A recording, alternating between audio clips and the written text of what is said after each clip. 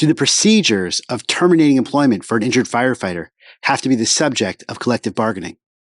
To find out, you have to read Long Beach versus PERB. It's only 10 pages. Don't have time for that? I got you covered. This is TLDR, Too Long Didn't Read, Court of Appeals cases in 5 minutes or less. This is the episode on the case of City of Long Beach versus New York State Public Employment Relations Board, the PERB. This can be found at 2022 New York Slip Opinion 05939, published by the Court of Appeals on October 25th, 2022. This is a civil case. It's an interesting one. The issue in this case is, are the procedures for ending employment subject to mandatory collective bargaining under the Taylor Law? And I'll explain these issues in a moment. To understand this case, you have to understand a few things. The Taylor Law is an attempt to prevent chaos in society. Basically, the Taylor Law, it governs public employees, and to prevent strikes from happening in public employment. In fact, strikes are illegal under the Taylor Law.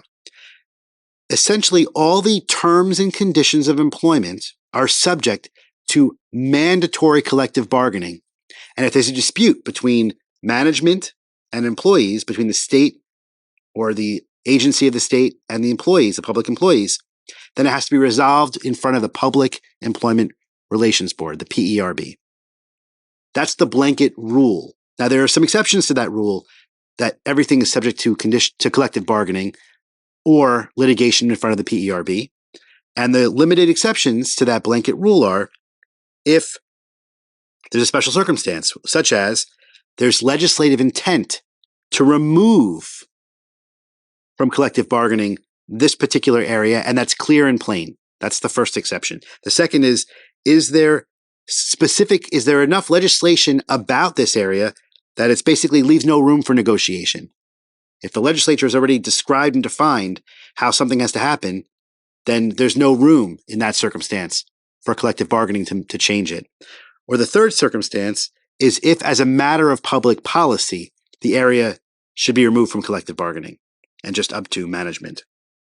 The last thing you have to know to understand this case is that Civil Service Law 71 says that an employee, a fireman, injured in the line of duty is entitled to up to 1 year of leave of absence.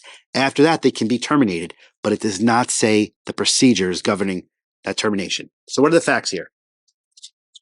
The facts are the City of Long Beach has a firefighter named Jay Gussler. And Jay Gussler's a firefighter. In November of 2014, he's injured in the line of duty. He goes out line of duty. November of 2015, 1 year later, right? So he's been out for that year. The fire commissioner sends that firefighter a letter notifying him of the procedures they're going to use to terminate him. They say, we're considering your termination.